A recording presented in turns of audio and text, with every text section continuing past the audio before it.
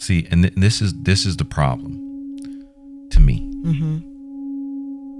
The opposite of faith is not doubt. That's what we think it is. The opposite of faith is not doubt. The opposite of faith is... All right, welcome to the Church Dropout podcast. My name is Alan. I'm joined by... Lisa. Okay. Church Dropout is a podcast. We talk about issues, topics, and teachings related to faith, life, and culture in ways that are sometimes funny, sometimes serious, but always insightful. If you have not already, please like, share, and subscribe to the channel. Drop a comment below. Keep the conversation moving forward. You okay? Yes. What was you doing? Because the kids was just talking about the snack, and then I was trying to read something real quick, and then I got caught off guard. Yeah, you zoned out. You're an android. I don't think you were real. Oh, I'm an android? Well, yeah. I mean, you were stuck. Uh-oh. You know how they be saying sometimes these entertainers are plants. They're not the real person, and so they glitch every now and again. I glitched. You glitched. Well, I've been doing a lot of glitching lately. Yeah, so. yeah, you glitched. It's funny. So I asked a question to the community and got some surprising responses. And, the question was, would you be able to follow a leader who believes in Jesus but has doubts about God and or the Bible? And explain. And to be honest, the reason why I asked this question is I was looking at a podcast where a former pastor who's now an atheist was being interviewed by an atheist. And he was talking about like 5 things or something, some itemized list of things pastors can't be while they're pastors. And one of the things that he said in there was that, when he was pastoring, he couldn't doubt. And honestly, I was like, that's crazy. You see what I'm saying? Like, I was just like, that can't be, because he was like, he was like, no, pastors can't doubt. And I was like, this is kind of made up. You know what I mean? Like, that maybe that's his experience, but I'm not sure that's the total experience of Christianity or the total environment. And I was like, I don't know. That's something he believed that pastors can't doubt? Or yeah, when he was a pastor, he said he wasn't free to have doubt. Okay, so it wasn't him that was saying that. Yeah. Someone else said that to him. No, he as a pastor, he's no longer a pastor, he's an atheist, but he said when he was pastoring, he said he couldn't doubt. And his experience with people who are pastors, who were pastors even in his denominational affiliation at that time or whatever, or just pastors in general, he says you can't be a pastor and have doubt. You know what I mean? He was just expressing like things that a pastor can't do in Christianity. Like, some of it was around like, not being able to be free to think or anything like that. But I was like, man, like, is that true? Is it true that pastors can't doubt and be pastors and that people won't follow them if they have doubt? You know what I mean? Yeah. And so that's why I brought it to the community, because I wanted to see what everybody else thinks. Because to me, I was like, that it doesn't bother me that much. You know what I mean? Like if a pastor has doubt, but again, maybe I'm defining doubt differently than people are defining doubts, different things of that sort. But it was surprising to me, the responses that we got, on this. And again, some of this is maybe has to be defined a different way and stuff like that. But still, So define to me what you feel when you hear the word doubt. Well, you tell me what you feel when you hear the word doubt. Doubt to me is unsure. Is that a bad thing?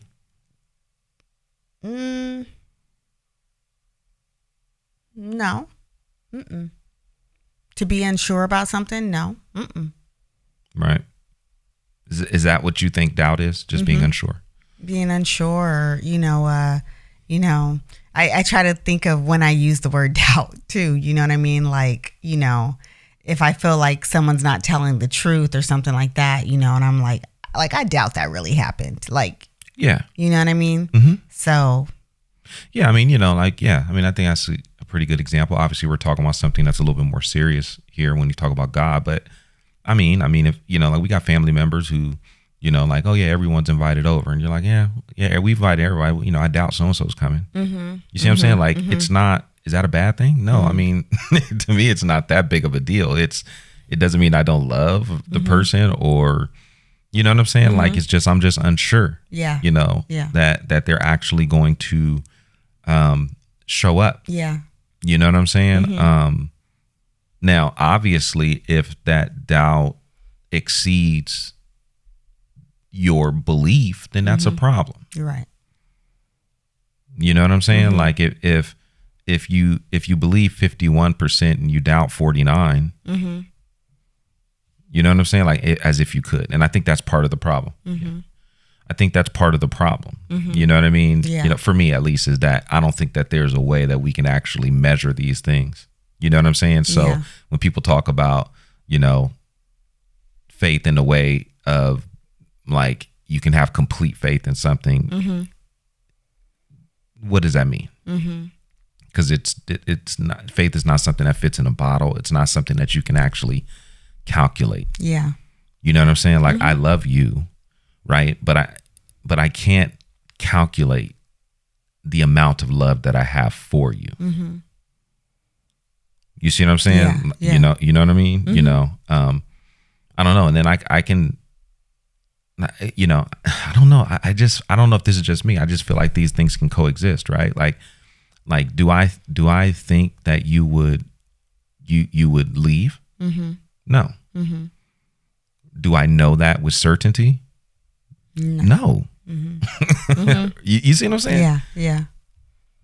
And that's not that doesn't stop me from being committed or in this relationship, or, you know what I mean? Now, if you have a suitcase that's by the door that just sits there continuously, you feel me? You know what I mean? Like, well, okay, that's a problem. Yeah. Yeah.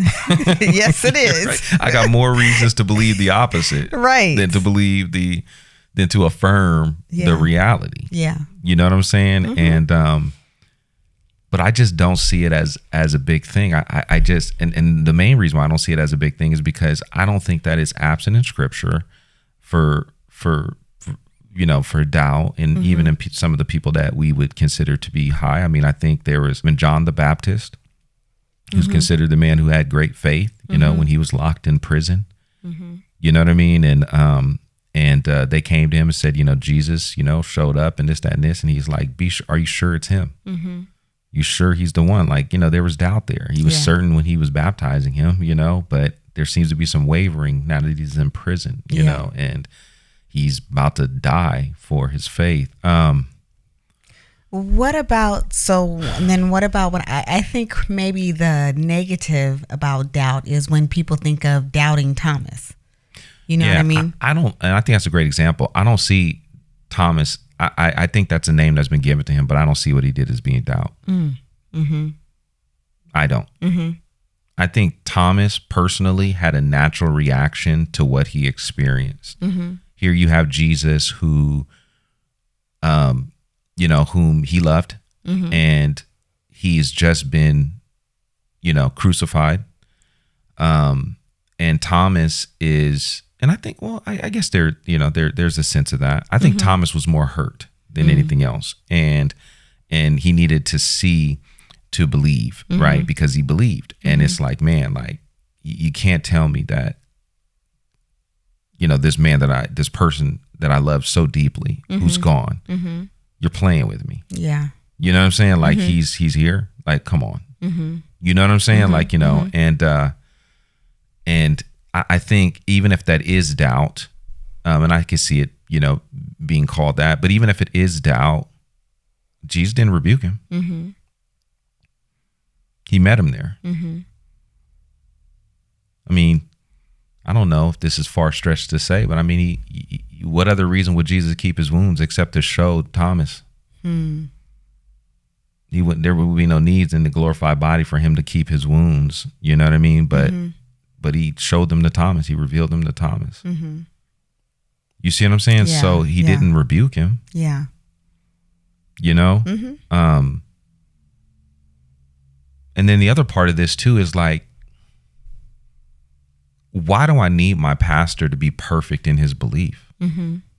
I don't understand that. Like, I don't understand. Like, why would I need the pastor to be perfect in their belief? Like, why do they need to be perfect in their belief in order to even communicate what's true? We communicate things all the time that we don't have full comprehension of, or we have full understanding of, or even full belief. Listen,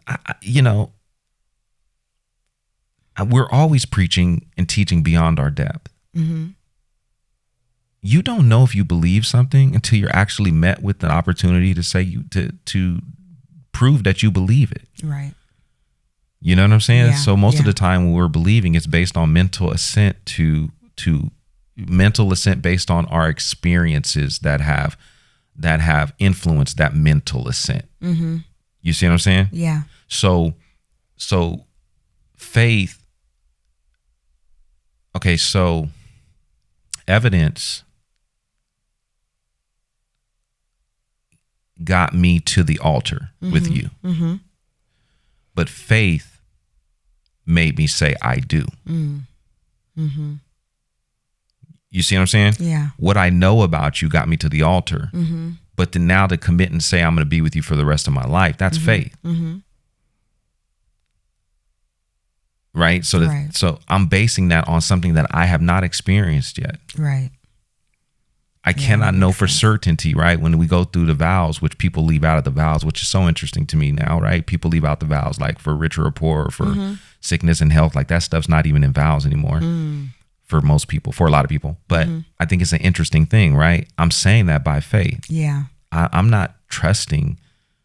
You said, like, I don't know if something's going to happen where you're going to get sick and I'm going to have to take care of you for the rest of your life. Right. In mine too, right? You see what I'm saying? So, so I guess what I'm saying is there's a lot of things that I'm uncertain of in our relationship. But I can have faith, right? Yeah. I can have faith based upon what I know about you, what I've experienced with you that carries me through and towards those unknown things that are happening. Right. And I can speak today, right now, I can speak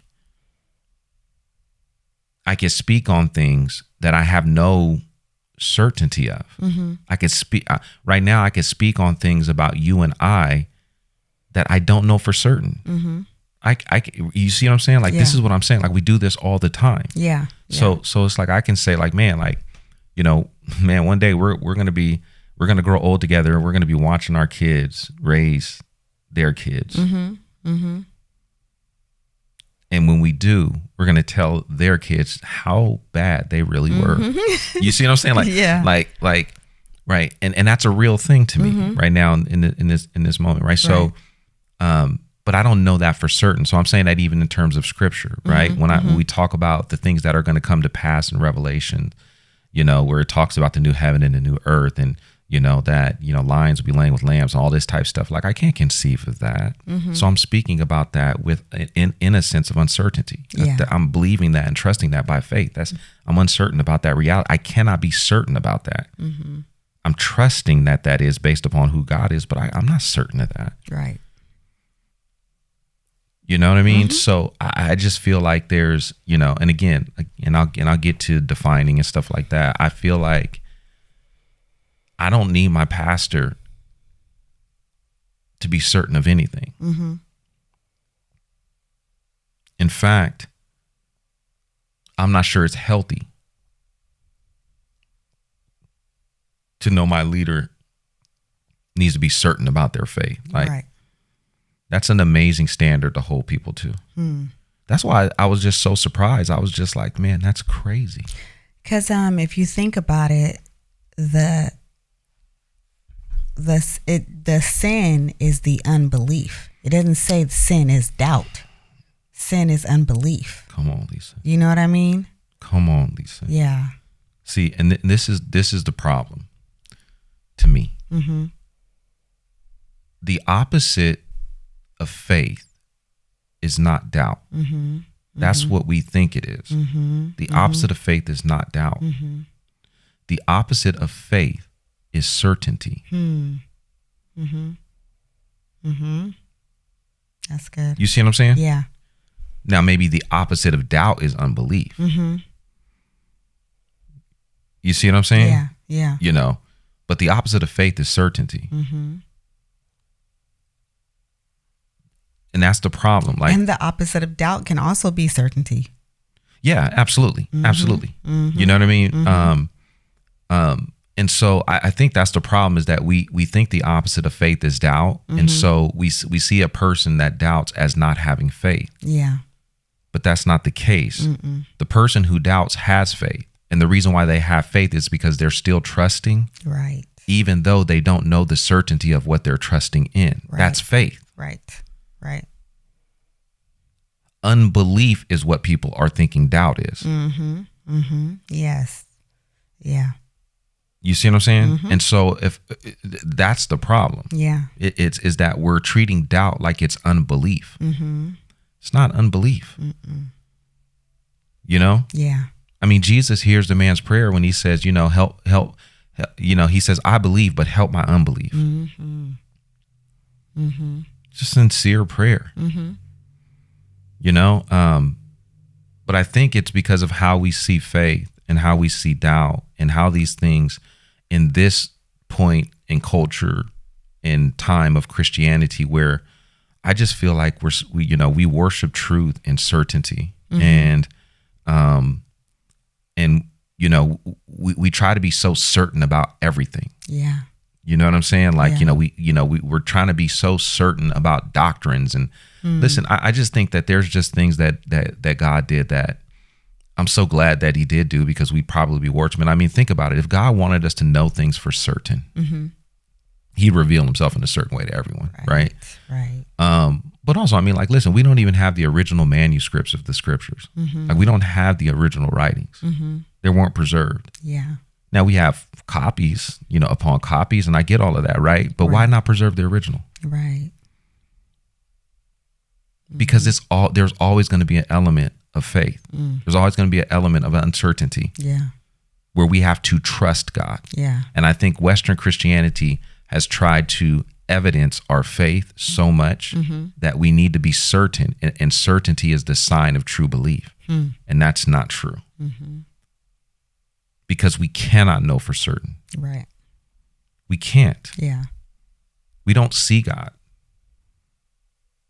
You see what I'm saying? Yeah. Like we cannot know for certain. We are trusting the eyewitness accounts of other individuals who've seen Jesus. That's faith. Like, could they have been mistaken? Yeah. But with what certainty? But with what percentage of certainty are they not? Right. Well, there's tons of witnesses, right? But we can never know that for sure. Right. You know what I mean? Yeah. You know, and if we know God for certain, these are just questions. I don't know. I could be wrong about all this, but if we know God for certain, if we love God with certainty, then what is sanctification? Like how are we growing? Why grow? Like what do we need to grow in? Right. Right. Oh, that's good. You see what I'm saying? Yeah. Like. See, and this is a misconception I even think people have of heaven. Like, heaven's we're going to be fully completed. We're going to be fully aware, and, you know, and we're not going to know everything. Like, right. I don't, like, we're going to grow and we're going to, you see what I'm saying? Like, you know, if it's a recreation of what was in the garden without sin, Adam and Eve were experiencing God daily. Growing and knowing. Yeah. Through intimate experiences with God. Why wouldn't we think that that's going to be, we're going to have the rest of eternity to get to know God, right? It's not certainty. You see what I'm saying? Like that doesn't equal true, real belief. If I can prove to you how certain I am that God exists, that's foolishness, man. That's not being intellectually honest. If you can't even be certain about the things that you know exist in your life now, how can you be certain about a God that you can't see? Right. It just makes no sense. I know you, and I cannot be certain about our future at all. Right. You see what I'm saying? You know, and so I think, and I'm not sure, you know, maybe there will be people who disagree with this. I think somebody said it. I'm not going to read it just because, you know, but I think somebody said it like, you know, like maybe it's how we define, you know, doubt and stuff like that. Yeah, and maybe that is it. But for me, the opposite of faith is certainty, and that's doubt is a part of growing in belief. Yeah. To me, the problem is when your doubt exceeds your faith. Yeah. Which is unbelief. That's what unbelief is when I don't believe something to be true. Right. That's unbelief. So you know, when your doubt overtakes your faith, then you're not believing anymore. That's a different category for that. But doubting is not being unsure. It's not sinful. It's not. And so let me just be clear. I do think I wouldn't have an issue with the pastor having doubts. And in fact, I would see that, if I could be honest, I would see that as refreshing. That I'm not the only one that's struggling. Right.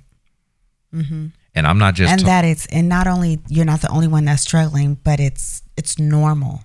That's part of the it's a normalized part of the faith. Yes. Yeah. And that's what I mean. Like, so somebody who has doubts about God, right? Like, and I've told this story before, but sitting in a room with a mother whose child is on life support that she's contemplating pulling the plug on. In that moment, she's experiencing great doubt. Doubt with who God is. Is he good? Why would he let this happen? You see what I'm saying? Like, and she's trying to trust Jesus through this. Right. Now, me as a pastor or a leader, I don't know, is it my job to show her like complete, you know what I'm saying? Like, I don't know. It's just so weird to me. Like, I'm supposed to, you know what I mean? Like, you know, like she needs to see me completely believing so that she'll believe. No, because first of all, I can't do that. The only words that are come for her are the words that are come from God. That's it. You know what I mean? But I'm just saying that to say, like, just think about a mother who may be experiencing something deep like that, who's sitting in a place and hears that, oh, I'm not the only one that's struggling. Yeah. To understand what's happening. You see what I'm saying? Yeah. That's what I mean by not feeling like we're alone, in terms of like pastors are human too. Yep. They're people. Yeah. You see what I'm saying? And I don't know. I'm just being, I just feel like, man, any person who says they believe 100% is just, it's impossible. Well, I will say this. So you got something else to say? Go ahead. Well, I was going to say 100%, because it's not even possible to know the percentage of belief. That's not the type of thing that you can measure. Right. So that's what I'm saying. Like, it's not even a category that we can think in. So anybody who says that they believe completely, then what do you mean by completely?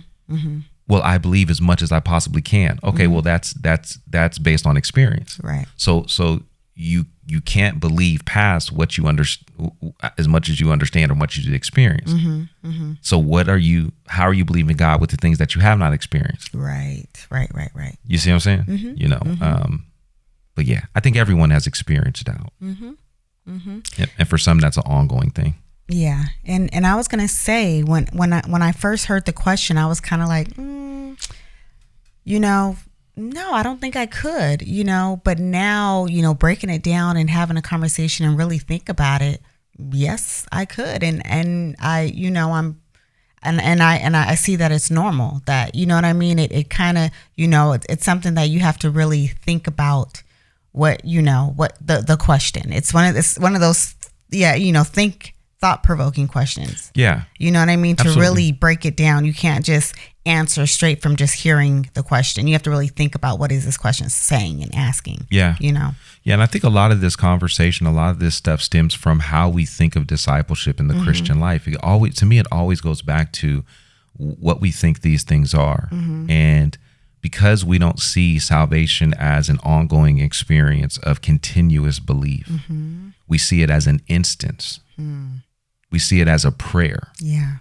Oh, you've accepted Jesus, today, and you see what I'm saying? And so we see it as an instance. Okay, I believed this, now I'm saved. Where we see in Scripture, it's a little bit different than that. Yes, people made decisions to follow Jesus, but in their following him, they grew in belief or they grew in unbelief. We see that like with Judas and stuff like that. Like we see that there's that belief is not something that happens in the instance. It's something that happens over time. Yeah. And you have to keep acting that out. Right, That's why I love like the book of John, because he never says repent. He says keep believing. Like the active role in believing. It's an ongoing thing. Right. We, as Christians, we don't just believe. Yeah. We are believing people, which means that we have to keep actively putting our trust in Jesus. Yeah. Which means that we actively wrestle with those doubts and those things, and we trust Jesus, right? Right. And so that's where it's just like, I think it's also confusing as to how we view, our discipleship or our relationship with Jesus. You know what I mean? And in that, that he's rewarding, people's faith, based on how certain they are. Yeah. You know what I'm saying? No, God is rewarding faith based on sincerity, not quantity. Right. You know what I mean? It's like the quality of one's faith, not the quantity of one's faith. Yeah. Right? A little faith, size of a mustard seed, can move mountains, right? Like it's the quality of the person's faith, not the quantity of faith, right? And but anyway, I just say that to say, just to close it off. To me, doubt is to me a normal aspect of walking with God. At some point you're going to have doubts about what you're reading, what you're who you're believing in, and that's a normal part of it. It's when that doubt has overtaken a person's faith that it actually becomes unbelief. That's when it becomes problematic. Yeah. But we can never believe things wholly. Yeah. And the opposite of faith is not doubt. The opposite of faith is certainty. And as Christians, we're not chasing certainty. We're people of faith. We're people who are called to trust God, which means that there's always going to be an element of not understanding. There's always going to be an element that we're just going to have to say, you know what? I'm all in. I'm putting my chips in here. That's based on evidence. That's based on truth.